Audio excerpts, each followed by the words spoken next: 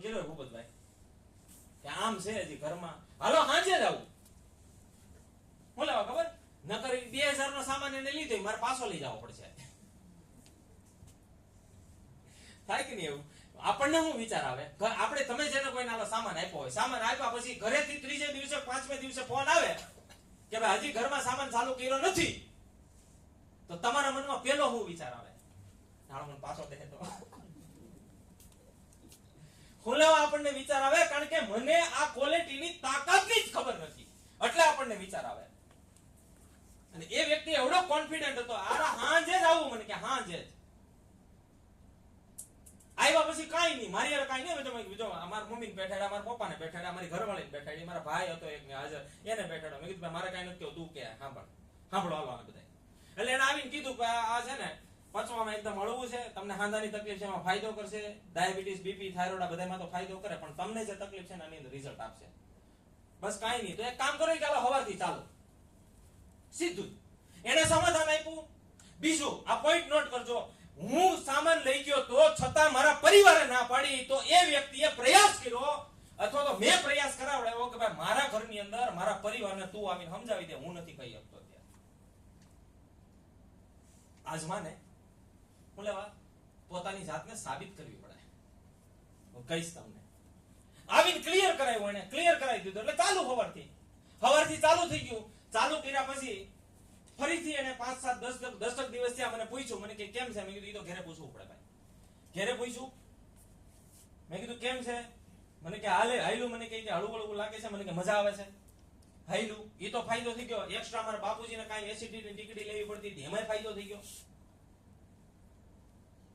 એટલે હવે અહીંયા ઘરમાં તેલ ચાલુ થઈ ગયું એટલે એ ભાઈ નહીં ચાલુ. આપણે એવું નહીં, કોઈ હા પાડે આપણને ખબર પડી કે આના સામાનમાં મજા આવી એટલે આપણે પકડી લઈએ. હકીકત હું વાસ્તવિકતા કહું છું. મને એટલી ખબર પડે કે ભાઈ આ આરસીએમ જે છે, આરસીએમ છે ને ભાઈ, આ જે સિસ્ટમ છે ને રિલેશનની છે. ભાગવાથી, લોકોને સમજાવવાથી કે દોડવાથી નથી થતું. તમારા લોકોની સાથે કેવા રિલેશન છે, કેવા સંબંધ છે, એની ઉપર તમારું ટર્નઓવર મોટું થાય. આજ મારું ટર્નઓવર 1 કરોડની નજીક છે. મેં જયારે શરૂઆત કરી ત્યારે 20,000, 30,000, 40,000 જયારે તેલ આપવામાં આવ્યું તો કાંઈ નહીં. એ હું તમારી વાત કરી. આવ્યું તેલ ચાલુ થઈ ગયું, ફાયદો થઈ ગયો. ફાયદો થઈ ગયો એટલે મને પકડો. એક દી ફરીથી જેમ મીટિંગની જેમ પાછો 2 વ્હીલમાં મને કે ભાઈ ચાલ. મેં કીધું રહેવા દે મારી ગાડી લઈ લો. તું અત્યારે મને રહેવા દે, મને તારી પર ભરોસો નથી. ગાડી લેવી પડી મારે. ગાડી લઈને મને કહે ચાલ. મને મેં કીધું ક્યાં જાવ? મને કે આરસીએમની દુકાને. ફરીથી પાછા 3-3.5 કિલોમીટર દૂર આ સાઈડથી ઓલા સાઈડે એક કબાટનું કારખાનું હતું. કબાટના કારખાનાની અંદર મને લઈ ગયો. એક દુકાન અંદર વટી અને એક ગોદરેજનો કબાટ હતો લોખંડનો. એ ખોલીને મને કે આરસીએમની દુકાન. હવે આજ મને કયો આ જવાબ આપો.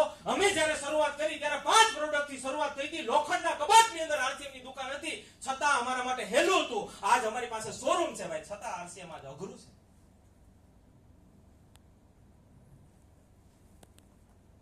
ત્યારે અમને કોઈ સમજાવવા વાળું નતું. આજ આપણને અહીંયા દર અઠવાડિયે વીકલી પ્રોગ્રામ મળે છે, મહિનામાં 2 સેમિનાર મળે છે, છતાં આજ આરસીએમ અઘરું છે. અમારે પાસે કોઈ આવતું નતું. અમારા માટે આરસીએમ હેલું હતું.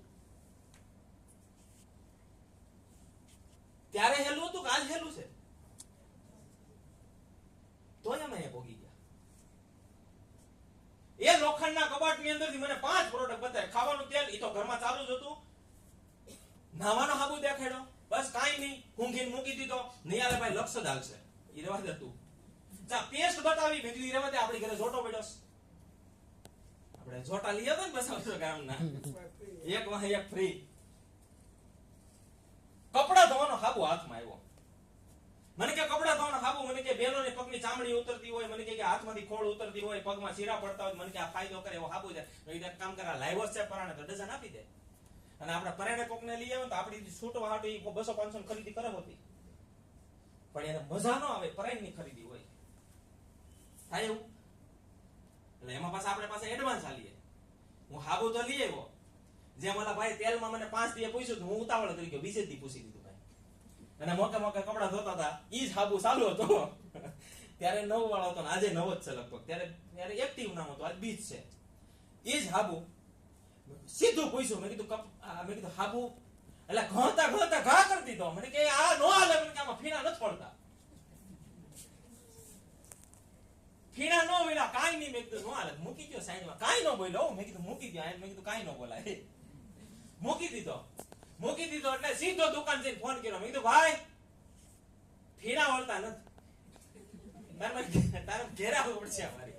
બીજી વાર આવ્યો મારા ઘરની અંદર સામાન 100% ચાલુ કરાવવા માટે. બીજી વાર એ વ્યક્તિ આવ્યો, એને ક્લિયર કરાવી દીધું. અને ફરીથી એક વાત મને શીખવા મળી ત્યાં.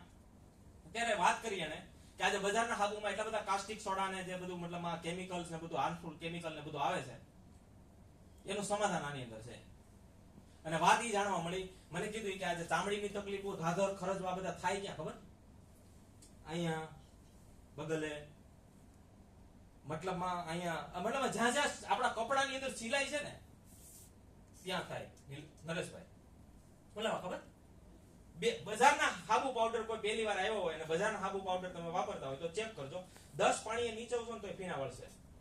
બીજું કે તમે હૂકવી દીધા પછી, આજે બહેનોની આદત શું હોય, કપડા હૂકવી દીધા પછી ઈ લઈ આવીને ઢગલો કરે, અને ઢગલો કર્યા પછી નિરાંતે બેઠીને હકેલે. આવું જ છે. તમે હકેલી લીધા પછી ત્યાં જમીન ઉપર ક્યારે હાથ ફેરવો છે?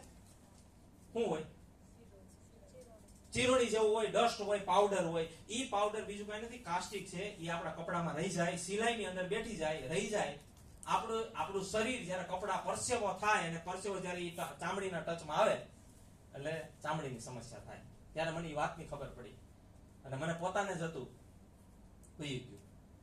બહુ મોટું હતું, પગમાં ખરજવું. સોલ્યુશન થઈ ગયું આરસીએમાં આવ્યા પછી. પણ ઈ વ્યક્તિએ બીજી વાર આવ્યો, ત્રીજી વાર સામા કલર નો આવ્યો, તોય મારે ફોન કરવો પડ્યો. મેં કીધું ભાઈ સામા કલર નથી આવતો. મને કે કલર નાખે જ નહીં તો આવે ક્યાંથી? મેં કીધું તો કલર લાવી દેજે ભાઈ તું આવીને ઘરે. ત્રીજી વાર કલર લાવી ગયો. ચોથી વાર મરચું ચાલુ કર્યું તો મરચાની અંદર પણ કલર નતો આવતો, એને લાવી દીધો મારી ઘરે.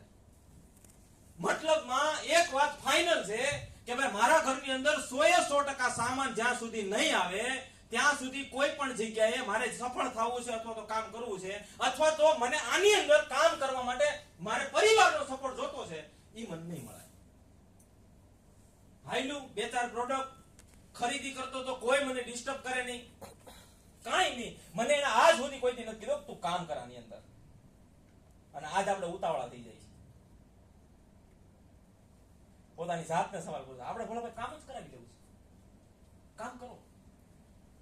મેં આજ સુધીમાં સિંગલ ઈ વ્યક્તિએ તો મને નથી કીધું, મેં કોઈ નથી કીધું. બસ એક વાત ક્લિયર કરાવી, હું કરું છું, મેં હું કર્યું અને મને આની અંદરથી આમાં હું મળ્યું, હું આજ ક્લિયર કરાવું છું. લગભગ 6 મહિના ગયા હશે, ઘરમાં સામાન ચાલુ, મજા આવે એ સામાન લઈ આવતો. અને આપણે એવું કઈ નહીં કે